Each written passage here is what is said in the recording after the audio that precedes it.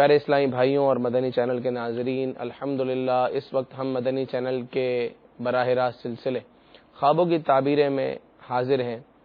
اس سلسلے میں ہم آپ نے جو خواب ریکارڈ کروائے ہیں اس کی تعبیر بیان کی جاتی ہے، اس کے ساتھ ساتھ قرآن مجید فرقان حمید کی آیتیں، احادیث وقتاً فوقتاً بیان کرنے کا بھی موقع ملتا ہے، اور خواب کی تعبیر کے ضمن میں مدنی پھول، نیکی کی دعوت اور دعوت اسلامی کے مدنی ماحول کی برکتیں بھی الحمدللہ ہم وقتاً فوقتاً سنتے رہتے ہیں۔ اس سلسلے کو اول تا آخر ملاحظہ فرمائیے، انشاءاللہ عز و جل علم دین کے بے شمار مدنی پھول آپ سمیٹ سکیں گے۔ اور اگر آپ بھی اپنا خواب ریکارڈ کروانا چاہتے ہیں، آپ یہ سمجھتے ہیں کہ مجھے تعبیر معلوم کرنی چاہیے، تو آپ ہمیں کال کر سکتے ہیں، اپنا خواب ریکارڈ کروا دیں۔ انشاءاللہ عز و جل آئندہ آنے والے سلسلوں میں آپ کا خواب، آپ کی کال جو ہے وہ شامل کر لی جائے گی اور اس کی تعبیر بیان کی جائے گی۔ کال کا سلسلہ شروع کرنے سے پہلے یہ بات عرض کروں کہ خواب کیا ہوتے ہیں۔ رات کو سونے کے بعد ہم ایک منظر دیکھتے ہیں، بعض اوقات کئی مناظر دیکھتے ہیں جسے خواب کہا جاتا ہے۔ ہر شخص خواب کے بارے میں الگ الگ کمنٹس، الگ الگ تاثرات رکھتا ہے۔ مثلا آپ نے یہ بھی کہتے سنا ہوگا کہ لوگ یہ کہتے ہیں کہ جو چیز ہم دن میں سوچتے رہتے ہیں وہی رات کو خواب میں نظر آتی ہے۔ یہ درست ہے۔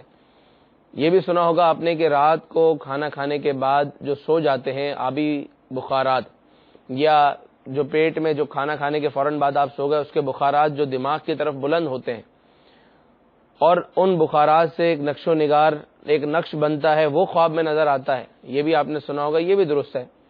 یہ بھی سنا ہوگا کہ شیطان کی طرف سے خواب آتے ہیں، برے خواب ہوتے ہیں، تو ایسا بھی ہے۔ اور بعض خواب اللہ تبارک و تعالی کی طرف سے ہوتے ہیں، یہ بات بھی درست ہے۔ مطلب خواب کیا ہے، اس کا کوئی ایک جواب نہیں ہے کہ خواب ہمیشہ یہی ہوگا۔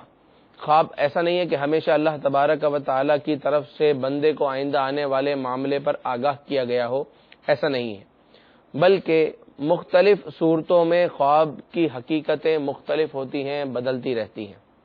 بعض اوقات یوں بھی ہوتا ہے کہ آدمی نے جو کچھ سارا دن سوچا یا جس چیز کے بارے میں اس نے کوشش کی، تگ و دو کی، خواب میں اس کو وہی نظر آتا ہے۔ یوں بھی ہوتا ہے کہ تگ و دو کرنے کے بعد وہ چیز حاصل نہیں کر سکا، اب اس کے ذہن میں چونکہ وہی ہے، خواب میں اس کو وہی نظر آتا ہے، ایسا بھی ہوتا ہے۔ مگر کن خوابوں کی تعبیر ہوتی ہے؟ ان خوابوں کی تعبیر ہوتی ہے کہ جو اللہ تبارک و تعالی کی طرف سے ہوں، جو خواب من جانب اللہ ہوں، ان کی تعبیر ہوتی ہے اور ان کی تعبیر بیان بھی کی جاتی ہے۔ حضرت سیدنا عمر فاروق رضی اللہ تعالی عنہ بیان فرماتے ہیں کہ جب بندہ سو جاتا ہے تو اس کے جسم سے روح نکلتی ہے، اور نکلنے کے بعد اس کے جسم سے جدا ہونے سے لے کر آسمان تک وہ جتنے مناظر دیکھتی ہے، انسان اسے خواب سمجھتا ہے، لیکن وہ ایسے خواب ہیں جن کی تعبیر نہیں ہے۔ پھر اس کی روح آسمان پر پہنچتی ہے، اور اللہ تبارک و تعالی کی طرف سے مقرر فرشتے اگر چاہتے ہیں تو اس روح کو لوح محفوظ پر موجود بات اس پر ظاہر کر دیتے ہیں۔ جو بات اس پر ظاہر کرتے ہیں اس خواب کی تعبیر ہوتی ہے۔ مثلا اس نے خواب دیکھا، ایک اچھا خواب دیکھا، سمندر دیکھا یا کوئی بھی اچھی چیز دیکھی، اور اسے تعبیر میں یہ بیان کیا گیا کہ آپ کو فراخ دستی ملے گی، آپ کے حالات اچھے ہو جائیں گے۔ کیوں؟ یہ چیزیں لوح محفوظ پر موجود ہیں، اور جب روح جسم سے نکل کر آسمانوں پر بلند ہوئی اور اللہ تبارک و تعالی کی طرف سے مقرر فرشتے نے وہ لوح محفوظ کی جھلک دکھائی، مگر بیائی نہیں، وہی آپ کو یاد نہ رہا، بلکہ اس جھلک دکھانے پر کچھ اور آپ کو دکھایا گیا، اور اس دکھائے جانے کی جب آپ نے تعبیر معلوم کی تو وہی تھی جو لوح محفوظ پر لکھا تھا۔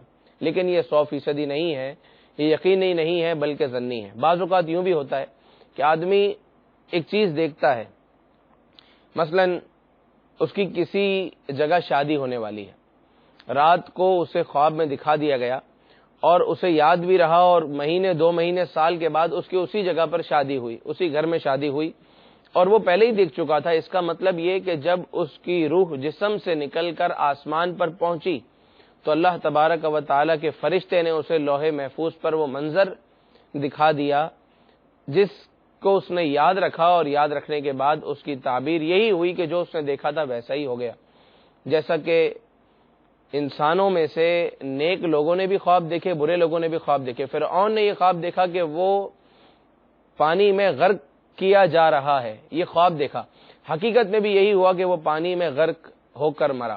اسی طرح نمرود نے یہ خواب دیکھا کہ ایک آگ جل رہی ہے اور اس میں ایک شخص، ایک انسان کھیل رہا ہے، حقیقت میں بھی یہی ہوا کہ نمرود نے آگ جلائی اور حضرت ابراہیم علیہ الصلوۃ والسلام کو اس میں ڈالا، اور آپ علیہ الصلوۃ والسلام کو اللہ تبارک و تعالی نے بھی وہاں پر آسانی بخشی، وہاں آپ کو کسی قسم کی کوئی تکلیف وغیرہ نہیں ہوئی۔ تو دیکھیں، نمرود ہو یا فرعون، نیک ہو یا بد ہو، بعض اوقات خواب کی تعبیر بالکل ظاہر ہوتی ہے جیسا دیکھا جاتا ہے خواب میں، حقیقت میں بھی بالکل ویسا ہی ہوتا ہے۔ تو یہ ایک حصہ ہے، یہ تعبیر کا ایک حصہ ہے۔ علامہ ابن سیرین رحمۃ اللہ تعالی علیہ نے اس کی بڑی وضاحت فرمائی ہے۔ انشاءاللہ عز و جل وقتاً فوقتاً ان باتوں کو بھی شامل کریں گے۔